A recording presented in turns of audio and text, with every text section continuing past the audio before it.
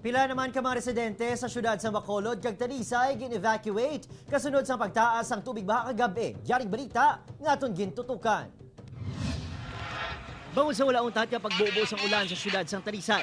Pasado na 6 kagabi sa ginpang-evacuate sang Talisay CDRRMO ang mga residente sa mga Zone 14B kag Zone 10. Nalakip ang mga lugar sa low-lying kag flood-prone areas ng syudad. Kabugusan nga anong ka mga pamilya o kung 12 ka mga residente ang ginhalin sa pasilidad sang barangay. No, hindi mo kamba nga unusual ni siya.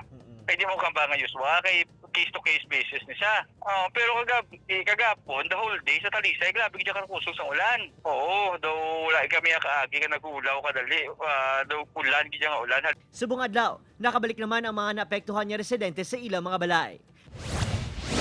Supa, kayo dapat ka lang mabasa. Oo. Sa Bacolod City naman, ginrespondihan ng ining mga residente sang Purok Encarnacion sa Barangay Mansilingan. Nagtaas ang tubig baha sa lugar kag nagsulod sa pila pa ka mga balay dala sa mamunog nga pag-ulan. 4 ka mga pamilya ang gindala sa evacuation center. Apang ang ginbasol sa mga residente ining malayong tiyempo kuning pagpahamtang sang pader sang isa ka construction firm sa ila lugar. Isa to ka solusyon niya gani, no? Kaya isa na nakatubi pag hindi nag-cost pagid sang kwan. Ang halin ta sa atubang sang iya bala construction firm, baligabaha na da, siya magastos ang drainage nga ipanapusto sa highway. So para ang tubig nga naghalin da siya sa iya nayon, imbis nga magdugang pato butok sang tubig, pakagputo sa mga nabahaan, ma-divert na siya. Opod, Kirinal Casillo, Adrian Prietos, 1 Western Visayas.